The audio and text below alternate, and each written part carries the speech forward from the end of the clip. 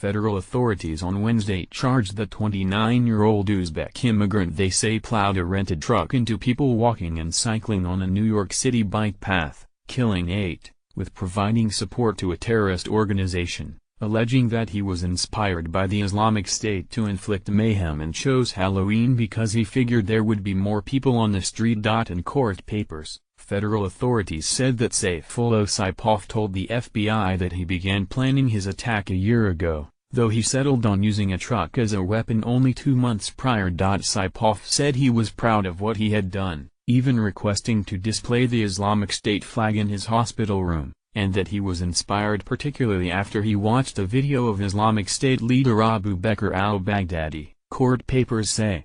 In that video, Baghdadi questioned what Muslims in the United States were doing to respond to the killing of other members of their faith in Iraq, Saipov told the FBI.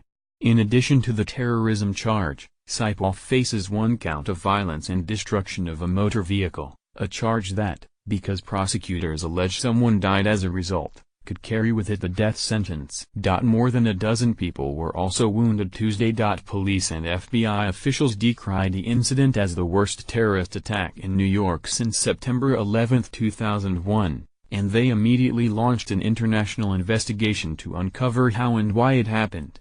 They urged New Yorkers to carry on as normal, even as they said they would beef up security at this weekend's New York City Marathon and explore other steps to prevent a similar incident. What happened yesterday was not okay, New York City Police Commissioner James P. O'Neill said. It will never be something that any of us just accept as inevitable. Saipov, who drove for Uber and once had his own trucking company, apparently was radicalized after he came to the United States, and a note written in Arabic that he left at the scene extolled the Islamic State, authorities said. Translated to English, the note said, in part Islamic supplication. It will endure, court papers say. The gist of the note was that the Islamic State would endure forever, said John Miller, the Deputy Commissioner of Intelligence and Counterterrorism at the New York City Police Department.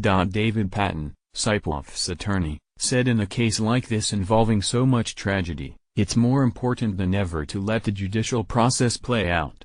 How we as a society treat Mr. Saipov will say more about us than it will about him. It was not immediately clear whether investigators had found any evidence that others had knowledge of, or assisted with, the plot.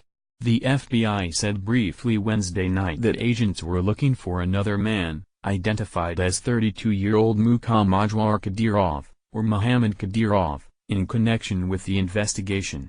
But they gave no indication why they were doing so or if he was suspected of having the role, and just minutes later, they said they were no longer seeking him.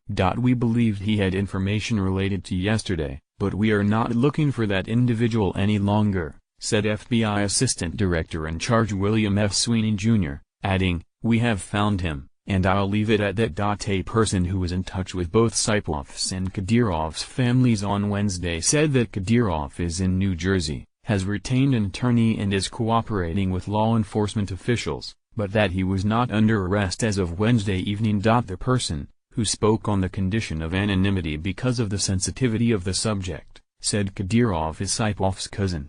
The person, who spoke to Kadyrov over the phone, said Kadyrov seemed utterly shocked and horrified by what Saipov had done. Investigators found on Saipov's phones 90 videos and 3,800 images, many of which seemed to be Islamic State propaganda, videos of the group's fighters killing prisoners or bomb-making instructions.